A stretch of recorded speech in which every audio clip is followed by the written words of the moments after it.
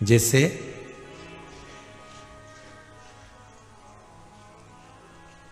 बेले के फल का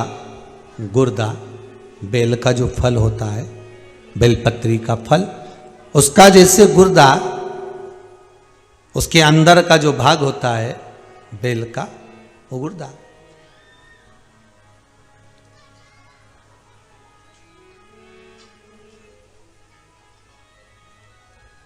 उसको अग्नि में जलाकर उसकी भस्म तैयार कर कर छान कर जब जब आपके यहां विद्वान ब्राह्मण शिव जी का अभिषेक कराते हैं, पूजन कराते हैं, तो उसमें लिखते हैं पूजन के साहित्य में बेलपत्री, धतूरा, दुर्वा, ये उसमें नीचे लिखेंगे भस्म।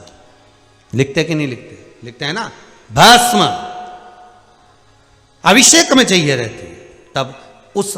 भस्म का थोड़ा सा भी भाग आप अगर शिव को समर्पित कर रहे हो तो ये जान लें कि शंकर मनवांछित फल प्रदान कर रहे हैं, शिव फल प्रदान कर रहे हैं।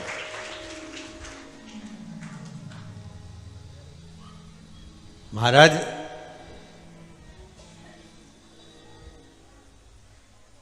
बेलपत्री के वृक्ष के नीचे बैठकर हाथ में एक बेलपत्र का पत्ता रखकर आप पंचाक्षर मंत्र नमः शिवाय, ओम नमः शिवाय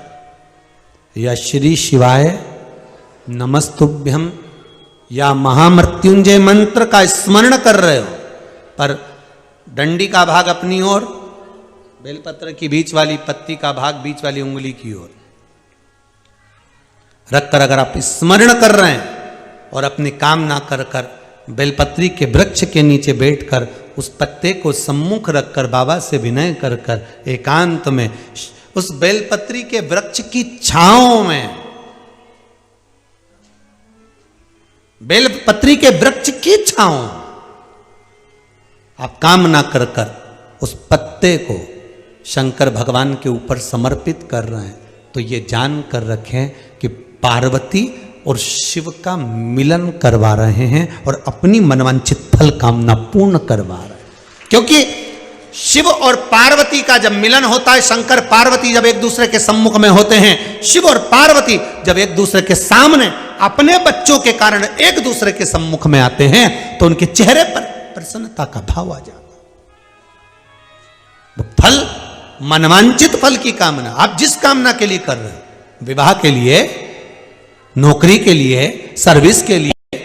व्यापार के लिए, रोग मुक्ति के लिए, आप जिस कामना से कर रहे हैं, बस उससे कहकर कभी सोमवार का दिन हो, क्योंकि शंकर जी को सोम प्रिय है, सोमवार का दिन, चंद्र का वार शिव जी को प्रिय है।